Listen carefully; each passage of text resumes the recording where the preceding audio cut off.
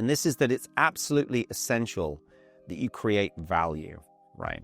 Now, this might seem blindingly obvious, right? Because yeah, of course, we should always create value for our audience.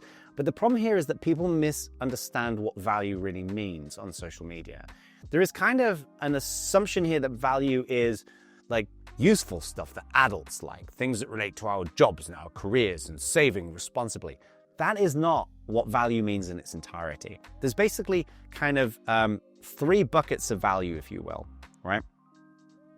The first one is, yeah, that stuff. It's educational, right?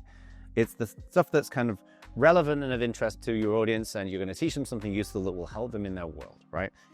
But the other type of value here is entertainment, right? People like to be entertained. There's a reason why people watch Netflix and listen to music and go to concerts and go to plays and whatever else. They like to be entertained. And, when you can kind of combine education and entertainment, then things get really interesting.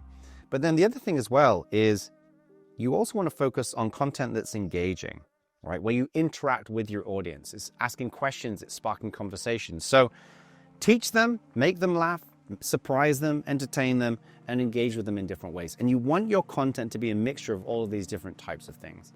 So, instead of just zoning on purely useful stuff, try and mix it up a notch. Now, you might be thinking to yourself, but how do I organize creating valuable content? Well, this is where I'd recommend you create something like a content calendar. This is an example of a template that we provide to our customers in the Community Leadership Core. You can go create your own one if you want. We just do it in Google Sheets. You can go and buy platforms to do it, but I'd honestly recommend that you create your own.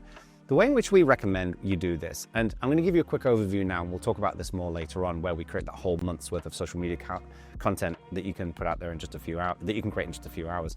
But you basically, first of all, create what we call buckets. Buckets are different types of content that you might want to put out there. So, in this example, we're pretending we've got a fake webinar platform called Baconar. And one type of content is new releases. Another could be tutorials of how to use it. Another one could be showcasing users and customers getting value. Another one could be little chunks of wisdom. But you could also have in here fun stuff. It could be memes.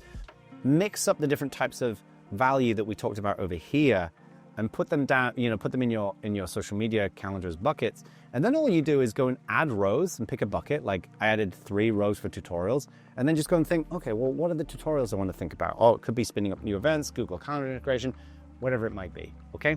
The key thing here is that we want to think proactively about a diverse set of content that is going to be valuable to our audience.